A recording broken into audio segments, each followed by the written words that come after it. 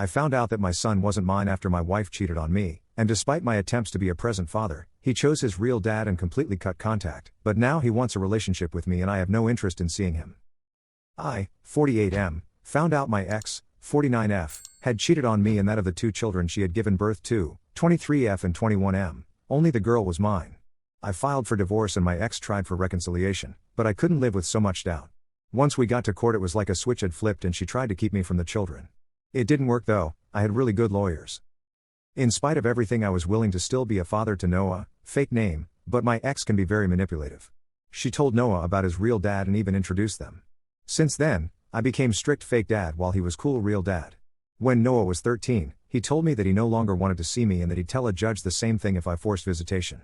I asked him why and if I ever made him feel bad. Noah just said that he wanted to spend more time with his real dad and didn't like my house rules. I was heartbroken, but I let him go and still made attempts to keep the relationship. I called, texted, sent presents, and even invited him to events. Noah wouldn't respond or pass small messages to his sister. When Noah was 18, he legally changed his surname to his father's and told me there wasn't enough room for me to attend his graduation. After that, I gave up and resolved myself to live life with being a father to my daughter and son, 12M, via my second wife. Recently, Noah reached out to me and apologized for his past actions and wanted a relationship again. I was surprised and heavily skeptical, and was right to be so. Apparently, Noah's real dad got married, and his wife gave him an ultimatum, so he chose her. I told Noah that while I am sorry for what happened to him, I had no interest in being treated like an old pair of gloves that you only think about and wear when it gets cold. My ex thinks I'm being hurtful and petty, rich coming from her, and my daughter says that she understands my pain but hopes that I can learn to give Noah a second chance. I just don't know because I'm in a place where I'm fine not having Noah in my life or having any communication with him, and I don't want to rekindle a relationship just for him to drop me again when his real dad changes his mind. Am I a jerk here? Update. First, I just wanted to say thank you to all the messages and comments in support. It really feels nice to have my feelings validated. After a lot of thought, I decided to follow my wife's advice, write an actual letter to Noah regardless of whether or not I intended to send it. I explained to Noah how much he hurt me by refusing to see me, never inviting me to important events in his life, not wanting to meet or spend time with my son, via my new wife, and how legally changing his surname cut deep. I also wrote that in spite of everything, I still didn't take any pleasure in hearing about his father's rejection of him, as I understand how hurtful that can be.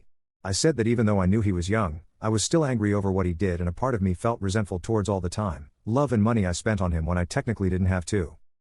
This letter felt very cleansing, and I read it a couple of times before burning it.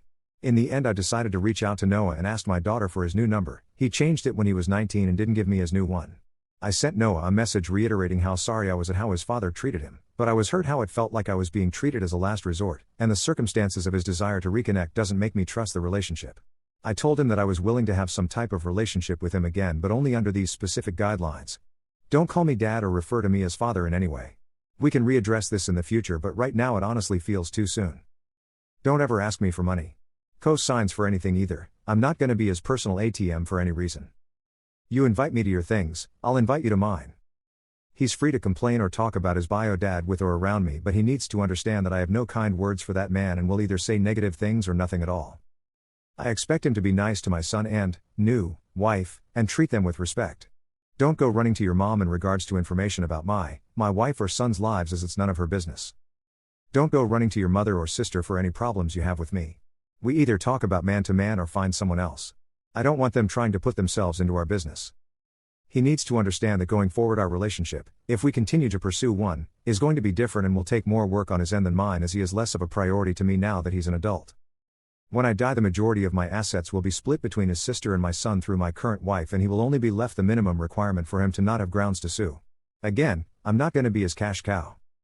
The rest of you can agree or disagree, but these are my terms if Noah wants any type of direct communication with me going forward, as this is the only way that I feel comfortable and how I believe I can protect myself if Noah ever becomes hurtful.